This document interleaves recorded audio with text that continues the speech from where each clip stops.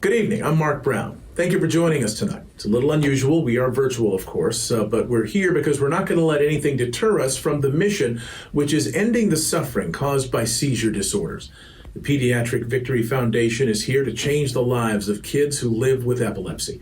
1 out of 26 people in the United States develops epilepsy at some point in their lifetime. 150,000 people are diagnosed with it every year.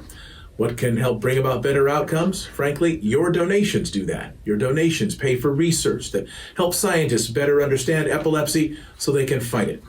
These are difficult times, we know, but we can't put this fight on hold, not when the need is so great and not when the science keeps making so many new strides every day. We invite you to enjoy our program tonight. We have a lot of special guests, including Andy Grammer, performing his new release, Don't Give Up on Me. Enjoy. Hey everyone, welcome to tonight. As you can see, my face is a little red from rushing around the house trying to get the internet back up, and I guess that's par for the course for 2020, where if something can go wrong, it does. But that just brings us right back to why we're doing this year, and felt it was important to make sure that we hosted this event, whether it was at the Lux Hotel in Santa Monica or where we are today, which is in our living room. I mean, we had a whole camera set up and everything going, but again, we had to punt and jump on our laptop and welcome everybody. So I want to say thank you to everyone for being here. Really appreciate it. We have some cool things tonight. We have, there's a chat function you can see on the right side of your screen that you can quickly log into, and you can talk to us via chat. We have a bunch of special guests that are some videos performed and a special musical performance tonight. So really want to thank you from the bottom of my heart, and I'm going to throw it to Monique to talk a little bit more about the charity. Thank you so much. Yeah, it's been a little bit of a crazy, thank you for being so patient with us. This is our first time doing this, and of course, 2020 just kind of made this upside down. Why not, right? I just want to talk a little bit about, today and, what we're doing and what our goal is. And our goal is to really support these doctors that we see tirelessly and endlessly work with these kids, trying to help them better their life. As you know, firsthand, the pandemic brought scientists, researchers, and doctors together like never before. They were able to develop and deliver a vaccine just in 9 months. This was just because of funding and that was behind the case. Can you imagine if we had some funding for epilepsy and neurodevelopment disorders? What could be accomplished? These kids need our help. They did not ask for this disorder. They just wanted a childhood. And unfortunately, some will never have one.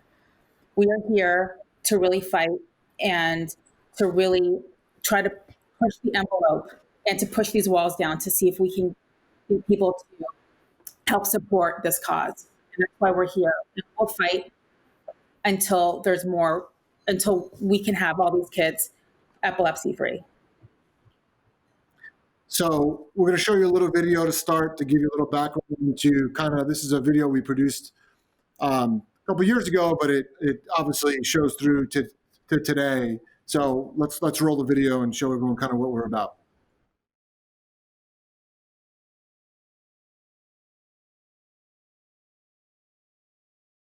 So I'm Raman Sankar. I'm a professor and head of pediatric neurology at UCLA.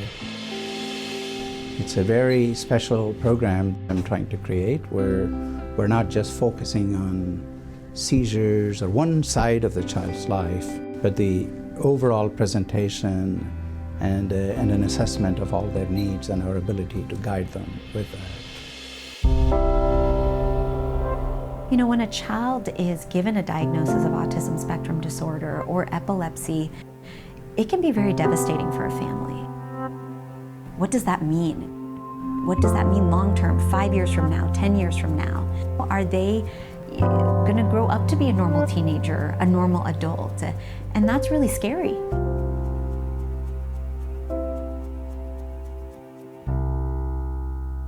I'm Rujita Bhatt. I am a pediatric neurologist here at UCLA, and I primarily focus on neurodevelopmental disorders and behavioral neurology. Can you take your finger like this for me and touch your nose? Rujita was specifically chosen to integrate a number of behavioral traits, neurobehavioral and neurocognitive traits, that many of which come under autism spectrum disorders, but not entirely. It's right here like a noodle. Along with the interaction with epilepsy. So neurodevelopmental disorders encompass a few different diagnoses. Autism spectrum disorder, epilepsy, intellectual disability, attention deficit hyperactivity disorder, and global developmental delay. One big aspect about these disorders is that there's a lot of overlap within them. Not only do these disorders overlap, but each child is very different. Their symptoms may manifest in a very different way compared to another child. And there are going to be a lot of questions of what does this mean? What do we look for?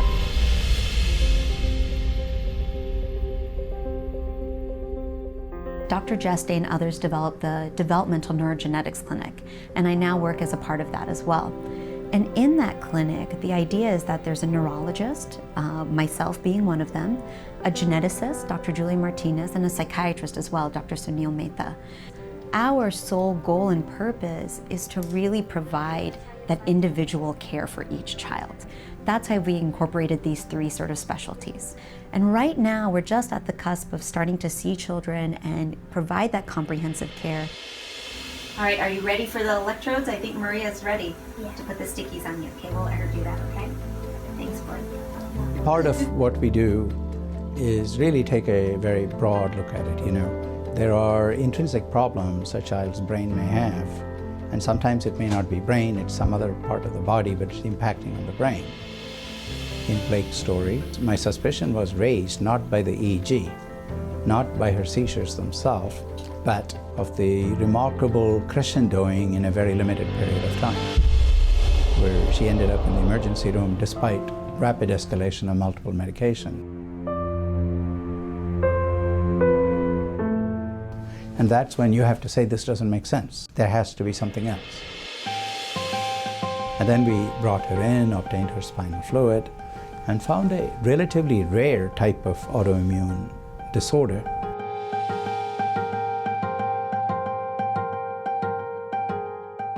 Then we were able to actually focus not on the seizure, but on the autoimmune disorder.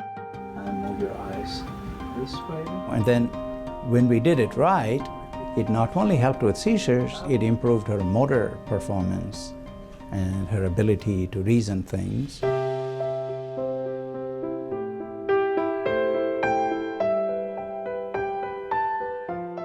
So epilepsy is really a large collection of disorders that share seizures as a common trait.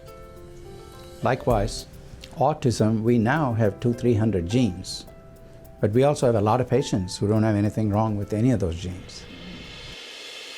We're starting to find certain patterns on EEG that might be leading to seizures and also might be leading to the diagnosis of autism as well. And we now know that, particularly in autism spectrum disorder, these children are at a much higher risk for epilepsy. The general population's risk for epilepsy is about 1 to 2%. And as you move to autism spectrum disorder, that risk increases up to about 30%. And that's pretty significant. In the time I have known Blake, this is her best EEG. Yay! So. It was very hard for me. I had all those hiccups in my brain. I saw Dr. Sankar. He figured it out really quick, and he's a cool man. As we increase awareness for these disorders, that is really important because we begin to identify children much earlier. If we start providing speech therapy or occupational therapy or behavioral therapy at 9 months of age, that can really change an entire trajectory for a child's life. So really, we're not only looking at children here, we're looking at the entire lifespan for these children. Give me a high five for that one. Seeing patients is what we love to do. But it's from seeing those patients and learning from those patients that we're able to develop possible research mechanisms to be able to better understand these disorders, better understand these children, and really provide targeted therapy for each of these children, because as I said, ultimately what's most important is helping them through a lifetime, not just in this moment, not just giving them the diagnosis, but how can we cure autism spectrum disorder? How can we cure epilepsy syndromes? How can we help some of these genetic diagnoses and really individually identify them and think about what they might need specifically? For people who want to join us in this great adventure, it's a very simple thing. What we're trying to do takes a lot of time, a lot of focus, a lot of attention. It's this funding, it's this help, it's these resources that allow us to do that.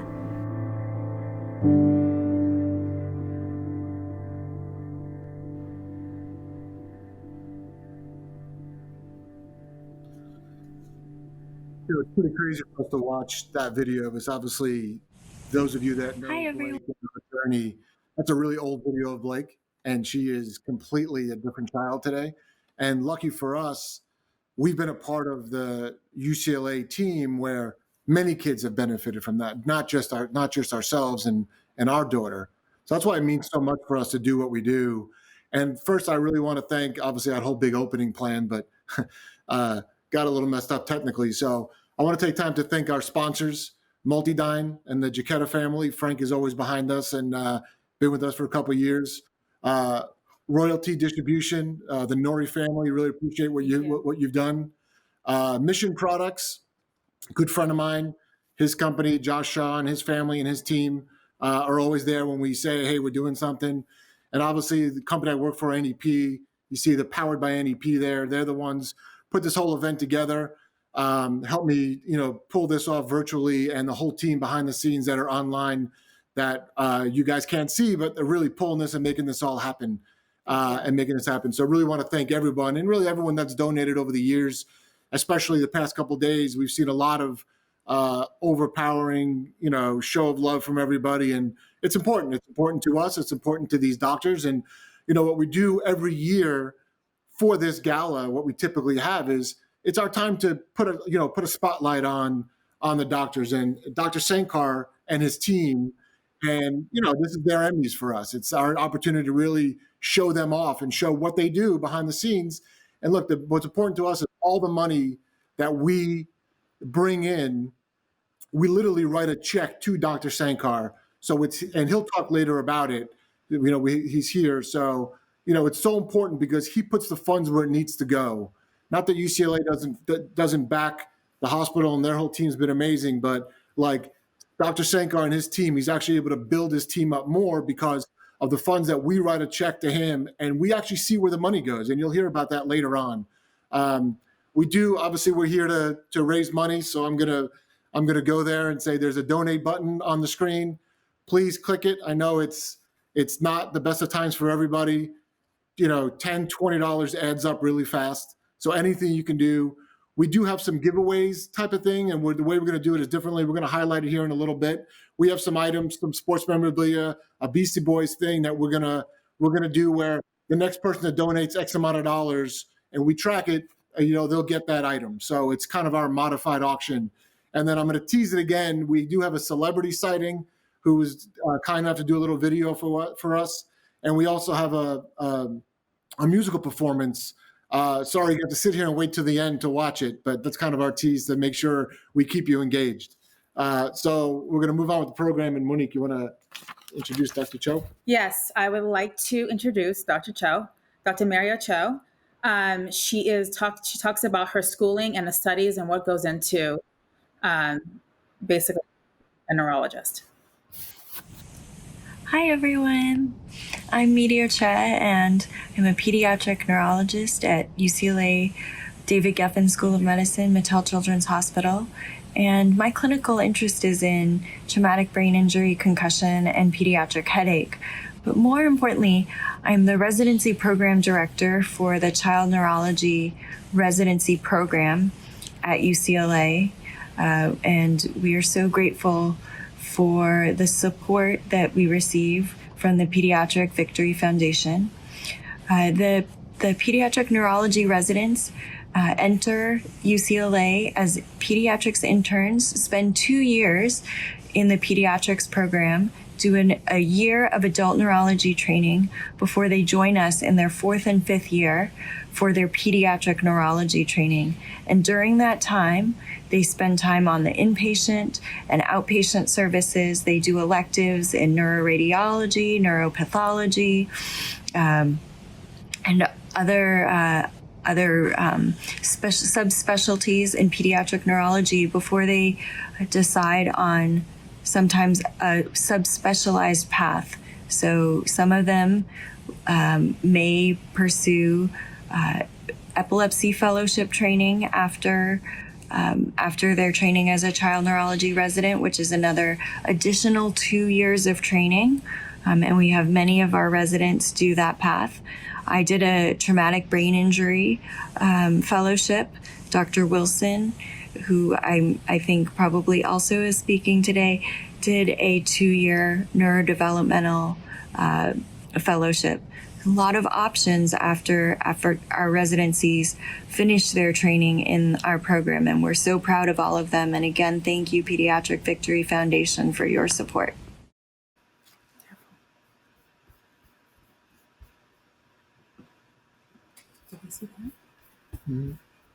Hey, everyone. So that was great. Again, we're trying to show off all the doctors here. So we have a bunch of videos we're going to show you, but right now we're going to talk about some of the auction items that we have. And I think we have some cool graphics that are going to fly across the screen. There you go. There's Carly Lloyd signed soccer ball. Patrick Peterson signed NFL football. For all you Ahmad Rashad fans, Oregon signed helmet. Marcus Allen, who got an NFL football and his USC helmet, and then another signed NFL ball they signed for his NFL. And then my East Coast people, Jorge Posada signed jersey. And for all those Penny Hardaway fans, we got a size 17 shoe. And the highlight of the night, the Beastie Boys, Abbey Road. This is like right after they signed their first contract poster. So, I think we'll start off right now and we'll do the Carly Lloyd soccer ball. And I'll just say the next person to donate $100 gets that ball. So we'll track it and we'll start giving those things away. Again, the musical performance is a little bit later. So it's going to be, a special song by someone who's close to us and who knows Blake and her journey and performed it for her and for everyone, for the charity. And he's a big supporter. So there you go, his little tease. I said he, not she. So we have a bunch of videos that some of the doctors that are part of Dr. Sankar's team did some little home videos, whether thanking people or just talking about what the charity does for them. So we're gonna go to those videos right now. Hello, my name is Raj Raman. I'm a pediatric epileptologist and assistant professor here at UCLA. Through the Pediatric Victory Foundation and through donors like you, I was able to earn a Master of Science in Clinical Research. I'm currently the director of the CDKL5 Center of Excellence, which we just obtained a multi-center NIH grant. I'm also the co-director of the Tuberous Sclerosis Center of Excellence at UCLA, which is a severe epilepsy which affects children across the world. Through donors like you, we will be able to continue our research and help families in need. Thank you so much. Hello, I'm Joyce Matsumoto. I'm one of the pediatric epilepsy specialists at UCLA, and I help manage the ketogenic diet therapy program. Thank you to the Pediatric Victory Foundation, the Rosenthals, and to everyone who's listening for all of your support during these tough times. Happy holidays to everyone, and here's hoping for a safer and healthier 2021. I'm Dr. Artie Afala. I'm a pediatric neurosurgeon here at UCLA, and I work very closely with the neurology team, taking care of children who have failed seizure medications, continue to have seizures, and require surgery for their treatment. Hi everyone, my name is Leica Rao, and I am a pediatric epileptologist at UCLA. I finished my training in 2013, and I've stayed on as faculty, and I am the director of the Pediatric Epilepsy Fellowship Program. Thank you. Hello, my name is Dr. Jason Lerner. I'm a pediatric neurologist and epileptologist at the UCLA Mattel Children's Hospital. and I'm also the director of the Adolescent Epilepsy Center at UCLA. I'd just like to take a quick second and thank Monique and the Pediatric Victory Foundation for everything that they have done for our division and everything they continue to do. Thank you.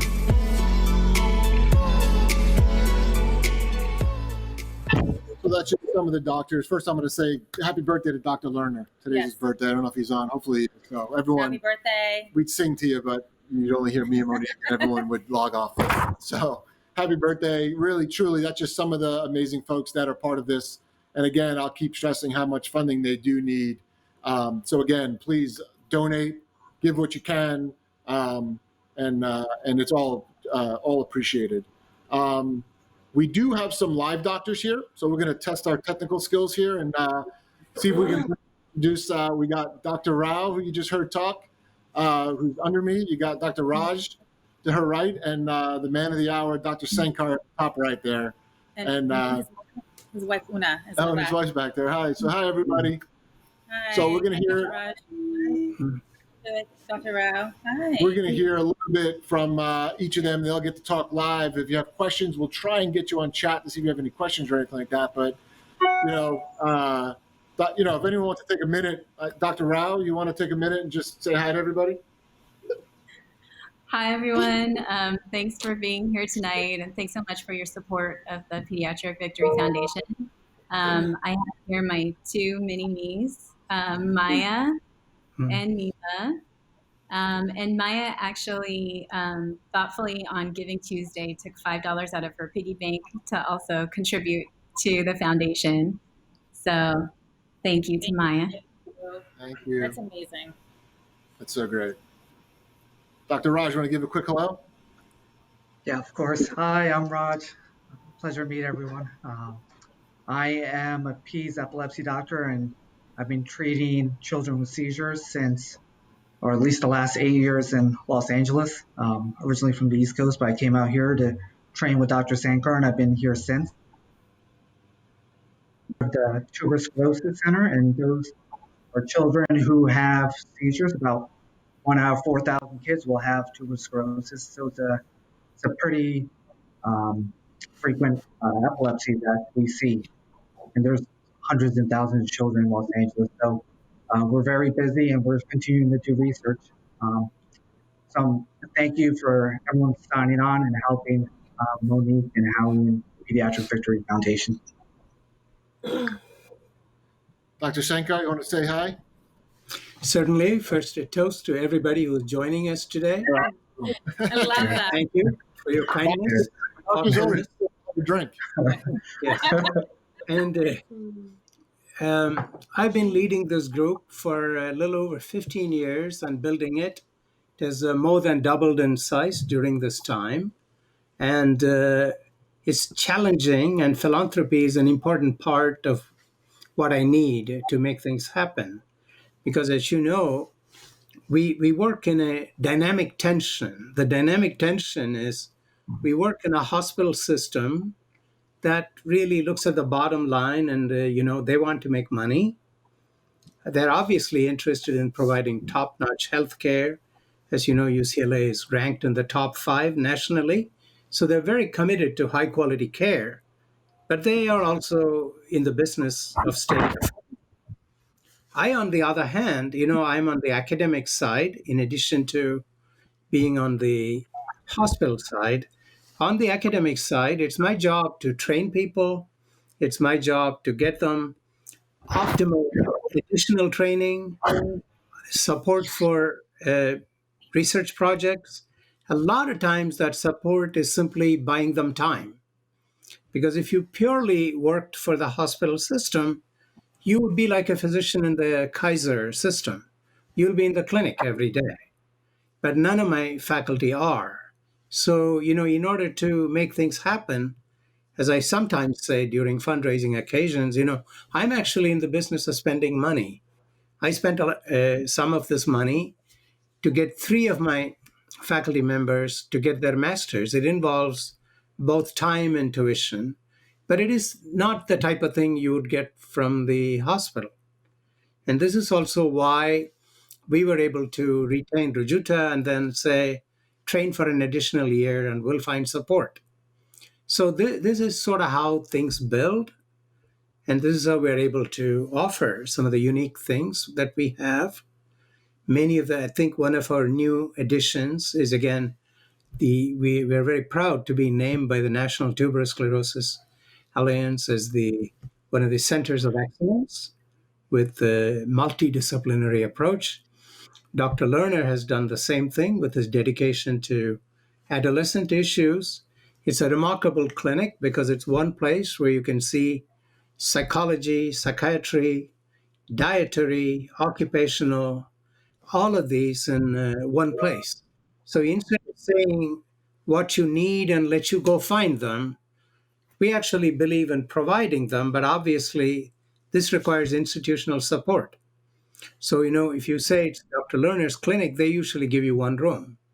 To have all these people requires quite a bit of production, and we're grateful for the hospital systems to get us started, but we have to keep these things going. And our goal is not always, that every individual thing we do will make money. We try our best to make things work overall. But in our equation, support from our flock is one of the building blocks for what we do. So I am extremely grateful for all the support that comes from the Pediatric Victory Foundation and for all of you who have gathered here today to support us. I wish you all a very hearty holiday season.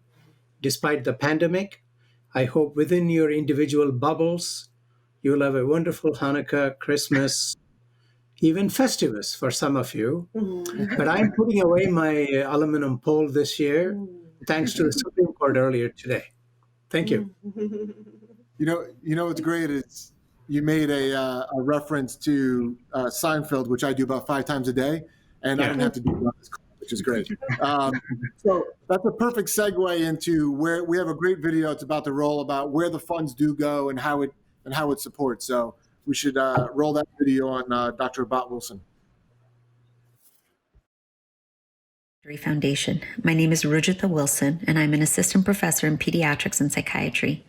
I want to thank you from the bottom of my heart for your generosity and support, because it was with that support and the leadership of Dr. Sankar that I was able to complete a 2-year fellowship specifically designed to best take care of our kids with epilepsy and co-occurring difficulties in social communication, attention, symptoms of anxiety and depression, or what we often term neurodevelopmental disorders. With that fellowship, I was then able to secure grant funding so that I can best study and build interventions to treat our children with epilepsy and co-occurring neurodevelopmental disorders. So thank you for your time, for your generosity, and for all that you've done for our division. It's an honor and a privilege to take care of the families and children that we do at UCLA. And I do sincerely hope that we're all able to meet next year in person. Thank you.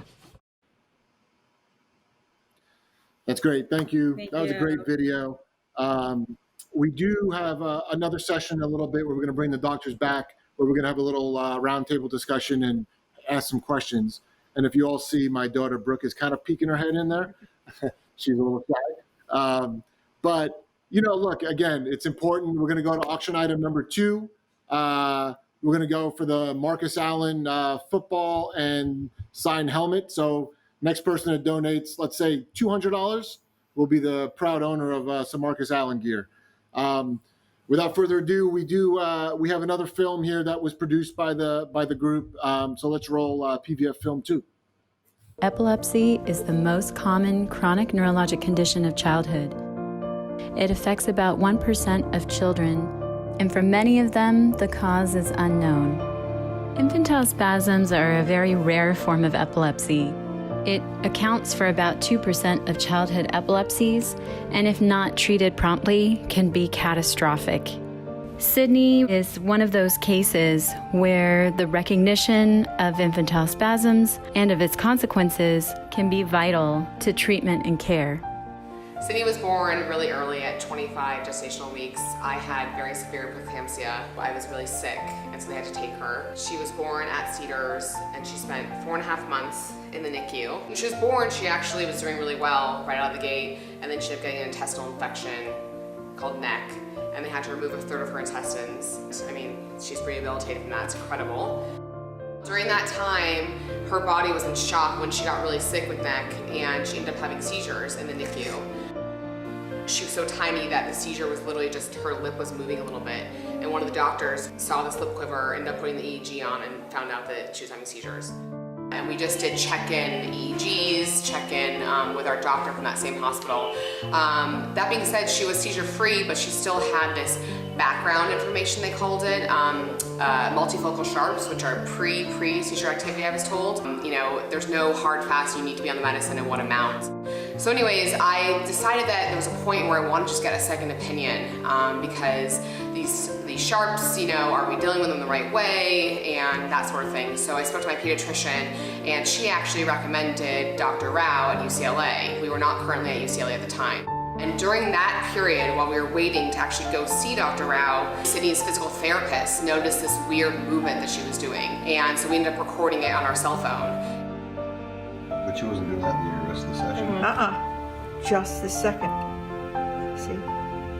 We sent that video out to our pediatrician, the neurologist at the initial hospital we were at, as well as Dr. Rao. By the way, our neurologist at the original hospital didn't even write back. Dr. Rao wrote back like within a couple hours, and she said this could potentially be worrisome, you know, give me a call. And so we hadn't even met her yet. We weren't even actually a patient of hers yet. And she took the time to set up an EEG that, you know, next week. And we went in, and I think it was actually Dr. Bott that might have actually officially diagnosed Sydney with infantile spasms. Immediately we were put on a medicine, and there's like 3 different options of treating these things, which is great. There actually is a treatment for them, but nothing is 100%. So Dr. Rao did such an amazing job of explaining that to us. You know, here are the options, and I am recommending this option, and this is why. So we did an initial treatment of this medicine called vigabatrin, and it did not stop the seizures. It was a terrible period. They weren't painful for her, but she would wake up in the middle of the night, and we would just be holding her and she'd be having them, and there was nothing we could do. So anyways, we did our next, you know, scheduled EEG and tried to figure out how they attack these things. So we added in a steroid, and somehow, miraculously, thank you, the combo of the medicine and the steroid stopped them. And when we got that news at UCLA from, kind of gonna get emotional about it, we were like waiting to be told that they weren't stopped, and somehow we had gotten rid of the spasms. And I mean, we were elated. It was the most amazing news. We'd been through so much and knew that Sydney had taken such a hit. But to learn that, you know, we had actually managed to get rid of these things was such an incredible feat. We had, you know, been seeing the doctor at the other hospital initially with Sydney's neurology care, and we had been having regular EEGs with the doctor at the other hospital. And we found out, because Dr. Rao took the time to look at Sydney's other EEGs, and basically we had been having these spasms for at least 6 weeks and probably 2 months, and they were completely missed on all the EEGs, which is just, I mean, not only are you upset and you're grieving what could have been and what is, but then you realize that, oh my God, like, you trust your doctors with everything, and somehow this horrible, detrimental thing was missed. At some point, you kind of just have to move on from that. Obviously, we were really upset about it, and we're done with that doctor, and we made everybody at that hospital know about our story and that we were done with that doctor. We stopped the spasms as quickly as we could, basically. You want to stop them as soon as they happen, because they really are really bad for the kid, really detrimental for development. But we were able to stop them, thank God, and Sydney has since continued to develop. 1 in 10 people will have a seizure in their lifetime. Most seizures will only last 1 to 2 minutes. However, for a parent watching their child having a seizure, that can feel like a lifetime. So Alta was born really healthy, meeting all of her milestones. She walked at 13 months. She was saying single words. And then right after her 2nd birthday, she and I went to a pumpkin patch, and all of a sudden she started doing this like a full body shiver. I was holding her and she did this full body shiver and it just didn't seem right. She was diagnosed at first with complex partial seizures. And then as that year went on, no meds were working, the seizures continued, she was having more and more a day, I think like 15 to 25 clusters a day. She went on medications and they would work for a little while and then they would just stop working. At that point, our doctor recommended surgery. Surgery study. Yeah, surgical evaluation. And he was really adamant that we go to UCLA. Alta's EEG was pretty abnormal, and we saw spikes coming from both hemispheres, and a lot of them from the left frontal and the right frontal. So we were trying to figure out exactly which hemisphere the seizures are coming from, and also which side we should operate on. So we did another type of test called grid mapping, where we laid a grid on her brain and were able to map not only where the seizures were coming from, but where language actually was in the brain. And this gave Dr. Fala a region that was not language or not motor related, that he was able to do a resection and preserve such functions as language and motor after surgery. So this is the MRI that was done after surgery to show the area that Dr. Fala cut out. So if you look here, the right hemisphere is the normal brain tissue. As we see here, the left frontal region where there's the black space, and that was the area where the seizures came from.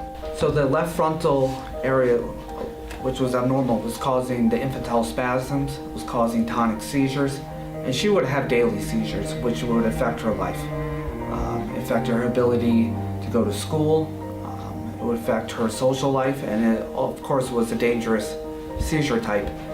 The goal of epilepsy surgery is not only to cure their seizures, but also to retain your personality, to make sure that you do well going forward. And Alta has benefited greatly from it. Our whole experience with UCLA has just been so much different than what we were used to.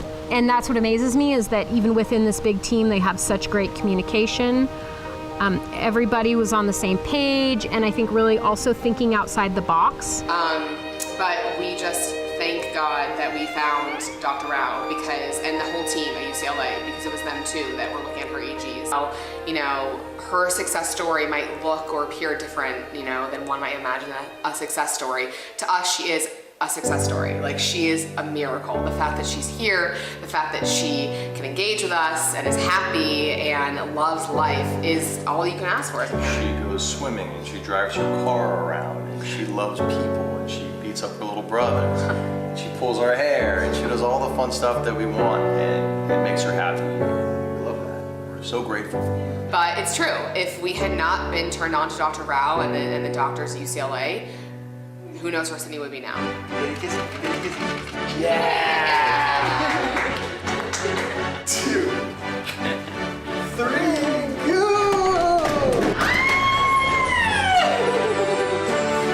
You like that? Yeah! So when she was born, my mother got her a pair of pink boxing gloves to put in her incubator, because she's a fighter, and every fighter needs their boxing gloves. So these were on her incubator in the NICU for every single day she was there, 143 days. And then when she was done, we're like, well, we gotta put those in her room. The fight doesn't stop now. So they're in her room right there. Like, if there's ever anything on video and a person, she'd choose the person every time. Although she does like Justin Bieber's Despacito. You like Despacito? Alta's been seizure-free for a year. It's been amazing. It's like our dream come true, with no deficits that we really can see on a day-to-day basis at all. Do you remember you worked with Dr. Walshaw? Yeah. And Dr. Glass? I worked with Dr. Fala, Dr. Raj. The Pediatric Victory Foundation, I think, is very integral to what I do in epilepsy. They help spread knowledge and awareness of epilepsy to everyone. They help raise money for research, and epilepsy research is expensive. It's not cheap to help discover these new drugs, or to discover new surgical techniques, or discover new treatment options. And it's clear that we need to make big strides forward, and that's a big motivator behind our effort to devote incredible resources and time to research. But it is constantly a struggle. We have a fairly sizable backlog in terms of the numbers of patients that want to see us. And when we invest time and resources in research, that means we have to pull back a little bit from clinic.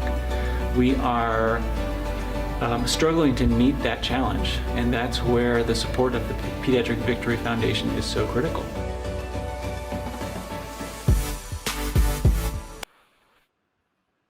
You know, it's amazing to watch these videos that we've done in the past. I mean, it's just so amazing to see that we're not the only ones that have been helped, right? That there's thousands of these stories out there just from this team of doctors alone. So really the fact that, you know, we've been a part of it, you know, we grew this idea that Monique had 5 years ago about how do we help them? They've done so much for us. How do we give back?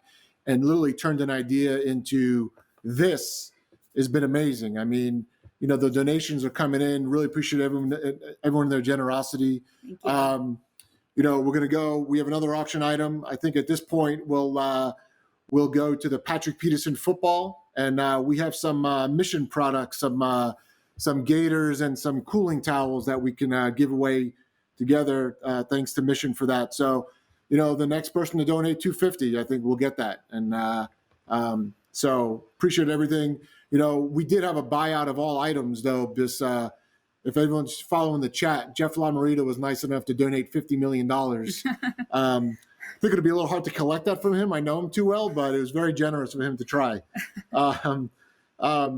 But hey, so again, we grew this out of, you know, just an idea, and now the reach that we've got and the participation is amazing. Like I said, later on, you know, in a little bit, we're going to have the musical performance, but we're going to roll. We have some more doctors saying thank you from their home videos. But to kick it off, we do have a celebrity who is supporting what we do. So if we can roll those videos. Hi, everyone, and thanks for being here at this virtual fundraiser. Epilepsy is the most common neurological disorder in the U.S. 150,000 people will be diagnosed with it next year, and as we know, the majority of those are kids. And due to changes in the NIH budget, research dollars are even harder to come by now. So we're incredibly grateful to everybody who is donating to help fund this important research. A lot of our families are affected by this, and it's important now more than ever to give, to try to improve the quality of life for all these wonderful children. Thank you. Happy holidays. I am Dr. Hiroki Nariai, a pediatric epileptologist at UCLA. I treat children with epilepsy, especially with a great focus on infantile spasms and epilepsy surgery evaluation. I also conduct research on patients with epilepsy. My research goal is to utilize objective computational EEG analysis to screen for epilepsy that does not respond to medication therapy. We would also like to establish accurate methods to determine what part of the brain is responsible for the generation of seizures to cure children with drug-resistant epilepsy. I am incredibly grateful for the Pediatric Victory Foundation's generous research support for our projects. Thank you very much for all the support. Hi, I'm Dr. Patricia Walshaw. I'm the neuropsychologist for the pediatric epilepsy team. I help out the team by looking at how kids' brains work, not with a scan or via EEG, but actually how they do on different kinds of tests, like memory tests, language tests, things like that, that allow us to look at how different parts of the brain are functioning and how that relates to epilepsy in the brain. I really enjoy working with the team, and I'm happy to be here. Hi everybody, my name is Sean Hussein and I'm a pediatric epilepsy specialist at UCLA. My focus is the treatment of infantile spasms, which is a severe form of epilepsy that strikes 200 children in the United States every month. A lot of those kids end up at UCLA. Although we're successful in curing 20% of these kids who can go on to have normal lives and do everything that we dream of for our children, the other 80% unfortunately face dire outcomes. They have tremendous risk of early death, autism, cognitive devastation, other forms of epilepsy. The unmet need is clear. What's also clear is what needs to be done, the sorts of experiments and studies that need to be conducted, Our track record for conducting successful clinical trials speaks for itself, but we need to do a lot more. We need to do it quickly, and we can't afford to wait. We are dependent on your support, and the efforts of the Pediatric Victory Foundation have been instrumental in our past efforts, and we can't thank them enough today, and we can't thank you enough today for your support. Thank you so much.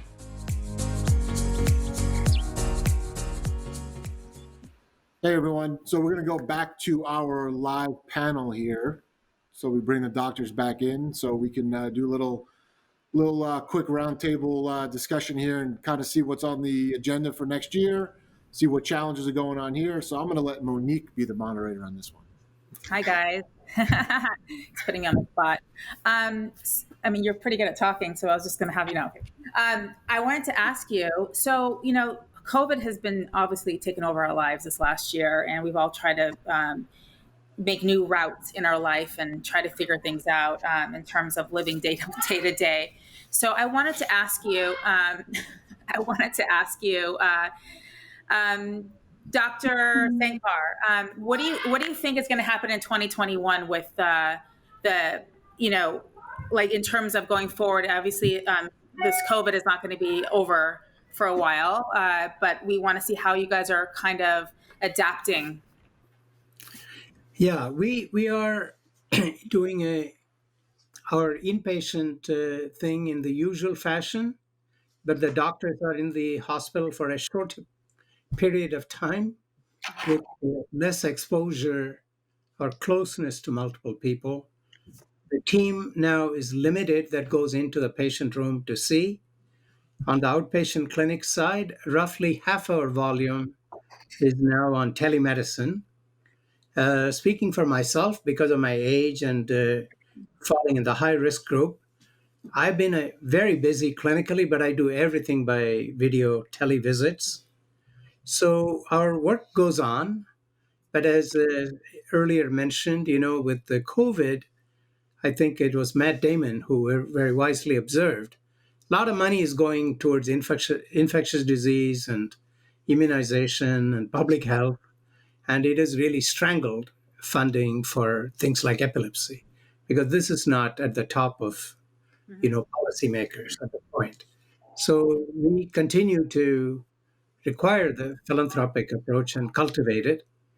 It supports many, many things, not only the physicians you saw, Dr. Hussain, Raj, myself, Dr. Rao, we're all involved also in a number of clinical trials for medications. And it's very tricky because the funds don't come up front, but we need our study coordinators. So this is just another area that's not always obvious to you, but something that I need to budgetarily fund with money up front. It's just one example. So I think we will continue to be very busy with clinical trials. I'm very optimistic looking at the coming year because I think the available vaccines are going to make a huge difference. And they may, we may not feel it till probably the second quarter, but I expect that we're going to have a much more competent team nationally coordinating. And so I'm really kind of looking at, we're going to have a rough holiday time, obviously, after all the travel and everything that happened and people's difficulty with discipline. But I still think we need to look past that and that we will be very busy doing good things. And I thank you all for being here and wish you a wonderful holiday. Thank you. Dr. Raj, you were a couple of years ago, one of our donations benefited. You got, you furthered your education. How do you see this? So far, listen, great news. We're doing great so far. So thank you to everybody. So obviously we're going to be able to give some more money this year. Like, how do you see that impacting your group and helping? Yeah, absolutely. The fundraising goes towards multiple areas, whether it buys time for the doctors to do the research and taking not as much time in the clinical space, but be able to budget your time for patients as well as research, building EEG machines and purchasing EEG machines and building an expansive EMU, being able to get patients to come locally to do research, and just even from basic science stuff like Sankar's lab and helping pay for PhDs and other people in the laboratory. I think the Pediatric Victory Foundation affects all parts of medicine. It's great. Dr. Rao, I believe you have your own questionnaire there, huh? Does your daughter still have a question? Maya, did you want to ask your question?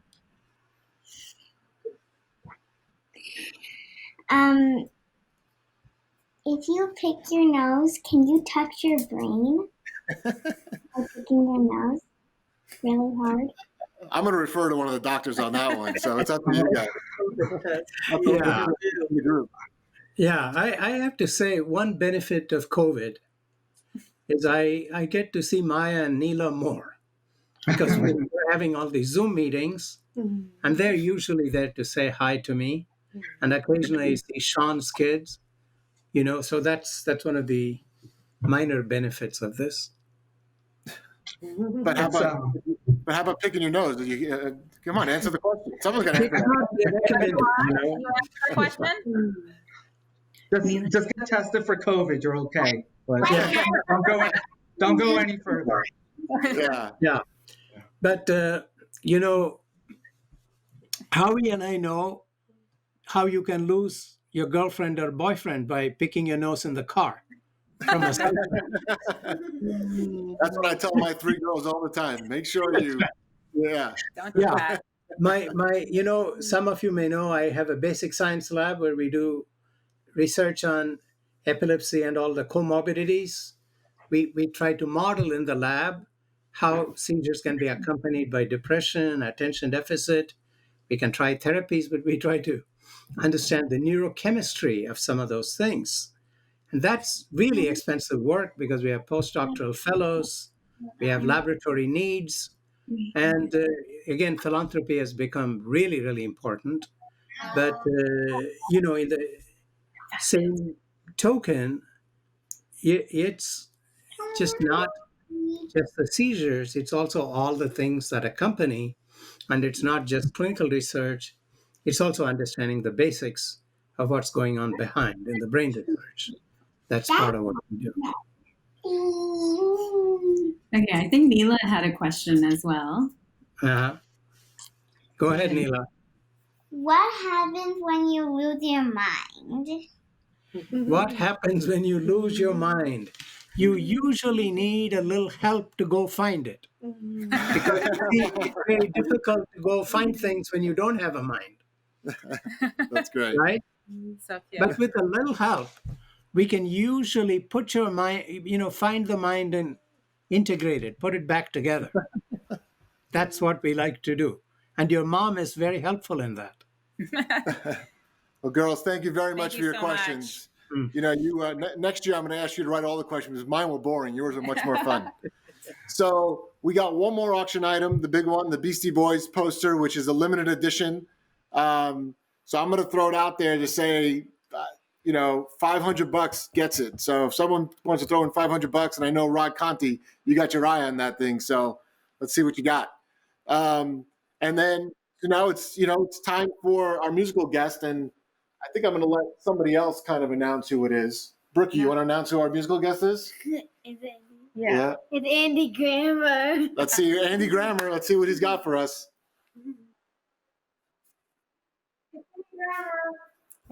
What's up? I'm Andy Grammer, and I am very, very honored to be here to sing a song for the Pediatric Victory Foundation. I married into the family of Blake, and I've watched her be so incredibly resilient and go time after time to the doctor and never give up. And if you're watching this, please donate to this incredible organization that helps people that need it. So I will dedicate this song to this foundation, but more importantly to Blake, who I am inspired by every day. She's incredible. It's called Don't Give Up on Me. Here we go. I love you, Blake. I will fight I will fight for you. I always do until my heart is black and blue. And I will stay with you. We'll make it to the other side like lovers do. I'll reach my hands out in the dark and wait for yours too, until I can wait for you. I'll wait for you, 'cause I'm not giving up. I'm not giving up, no, not yet. Even when I'm down to my last breath, even when they say there's nothing left.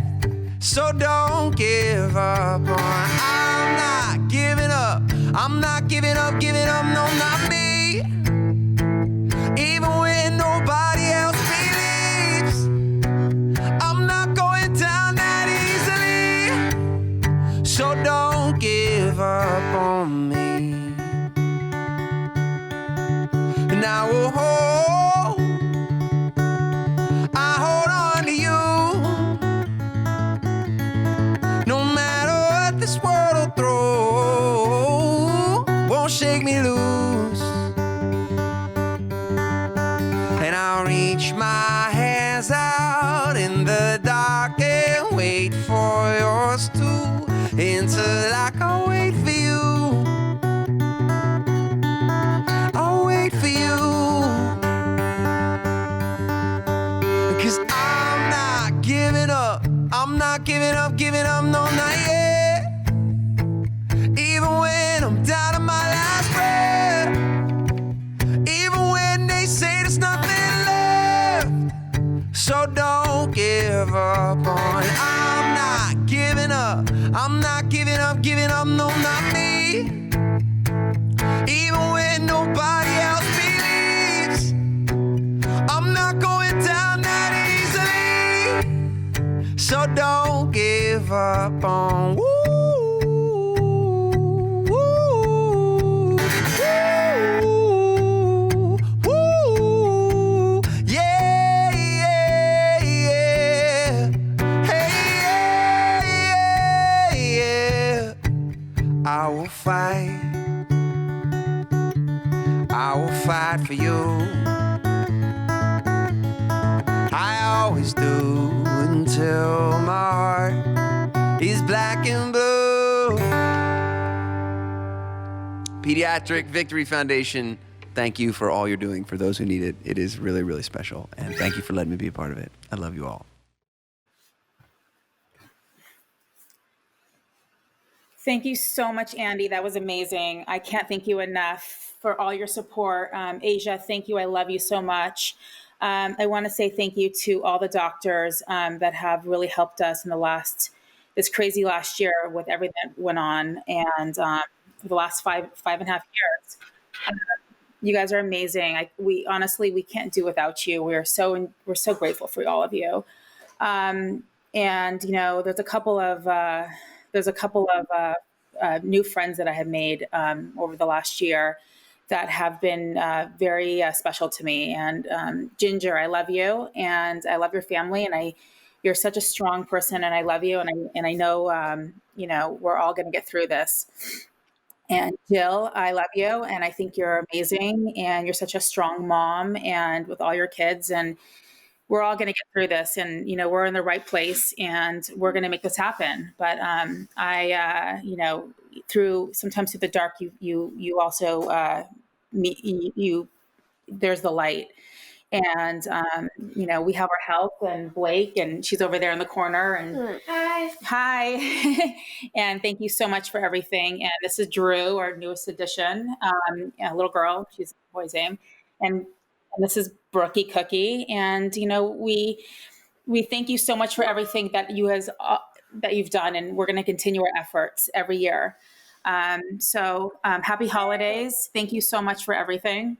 And so I'm going to show you, we brought our secret weapon here. If you haven't donated yet, how could you not? Look at this face. Look at this face. Come on, how could you not? Say hi. Say hi to everybody. Hi. Say hi. You say hi. At least smile. Can you smile? Show your teeth. So really, thank you everyone for jumping on, for sticking with us. We'll let everybody know on the giveaways. Really appreciate everyone participating, for bearing with us. This is going to be recorded and posted for a while, so feel free to share with anyone else that you think would appreciate the stories, that really want to be, that would want to be a part of this. Next year, hopefully, we're in person. We do an East Coast golf tournament also, thanks to my good friend Frank Giacchetta. I'm gonna keep shouting your name, Frank, and hopefully we can bring that back next year if COVID is under control. So really, once again, thank you, everybody. Thank you. Appreciate it all. Stay in contact, stay safe, and we're going to let Mark Brown take us home. Well, like so many things this year, our program tonight is different, but the cause is the same one. And we want to thank our special guests, our organizer, Monique Rosenthal, and the amazing UCLA pediatric neurologists who dedicate their lives to helping kids. Tonight, you're helping them too, and for that, we thank you. On behalf of the Pediatric Victory Foundation, I'm Mark Brown. Good night.